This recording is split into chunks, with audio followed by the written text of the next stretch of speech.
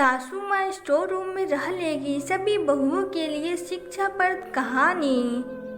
माँ आइए न अंदर, रेवा कहाँ हो? माँ आ गई। माँ बैठिए न, कहते हुए निशांत ने माँ को सोफे पर बैठाया और खुद उनके बगल में बैठ गया।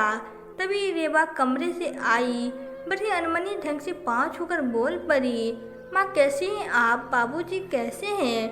ठीक हूँ बहू, बाबूजी भी ठीक है। गेहूं की कटाई हो रही है ना? नहीं तो वो भी मेरे साथ आते। मुस्कुराते हुए सविता जी बोल पड़ी।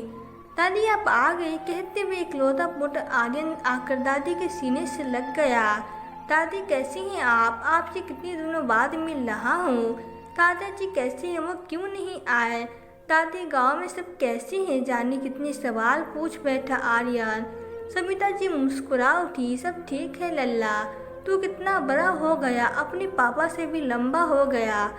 कल मंदिर चलूंगी तुझे लेकर, तेरी नज़र उतार दूंगी, कहीं मेरी ही नज़र न लग जाए तुम्हें। कहते हुए पोते के माथे पर हाथ फिराया तो आंखें सजल हो गई, अपने आंचल से पोंछ मुस्कुराने लगी।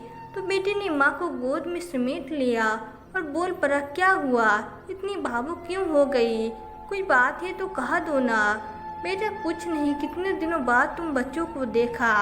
जब तुमने ये घर लिया तब नहीं आ पाए, तब बाबूजी बीमार हो गए।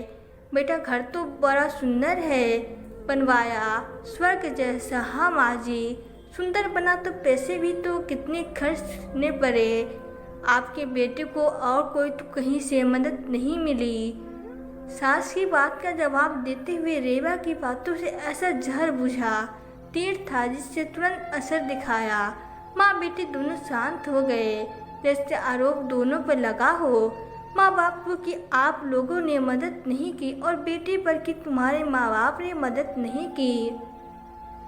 क्या हुआ कि घर उन्होंने के बेटे ने बनाया था। आइए ना, आपका कमरा दिखा दो, अब थोड़ा आराम कर लो। पोते ने दादी और पिता के लिए माहौल को आसान करने का प्रयास किया और उनका हाथ पकड़ मेहमान वालों कमरे की तरफ ले जाने लगा।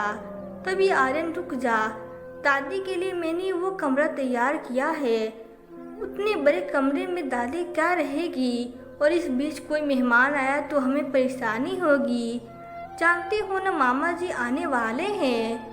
कहते हुए एक छोटे से कमरे की तरफ इशारा किया। आर्यन ने माँ को ऐसा देखा जैसे पूछ रहा हो, माँ क्या कह रही हो आप?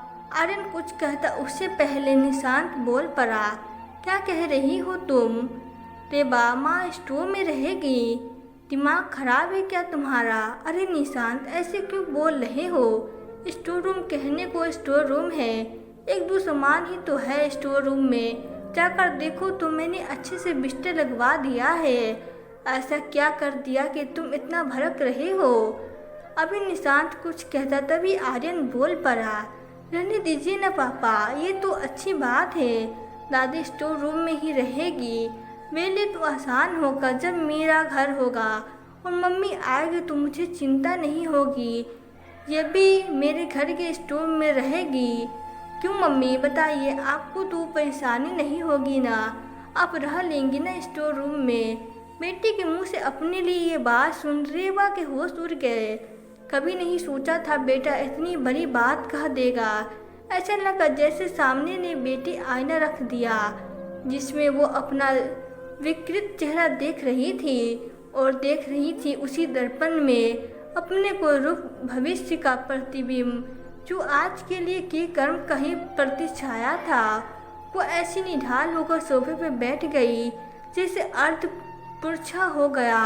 सही क्या गलत समझ नहीं आ रहा था।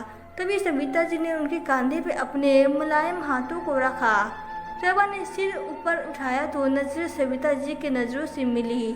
उसने अपनी नज़रें झुका ली, आंखों से आंसू बाहर निकले। साथ आंखों ने ही उनके सामने आंसुओं के रूप से माफ़ी की अर्जी लगा दी थी। सविता जी ने आर्यन को इशारा किया। आर्यन आके माँ के पैरों के पास बैठ गया। माँ के गोद में सर रखकर बोल पड़ा, मम्मा सॉरी, मैंने गलत कहा, लेकिन जैसे आप मेरे लिए हो, ये भी तो सोचो पापा के लिए दादी भी उतनी ही अहम होगी। आप सिर्फ दादी को ही नहीं पापा को भी दुखी करोगी। उनके बेटे ने ये घर बनवाया है तो सबसे पहला हक तो उनका है ना। मामा के चेहरे को अपने हाथों से थाम फिर बोल पड़ा, मम्मा मैंने कुछ गलत कहा क्या? आप बोलो।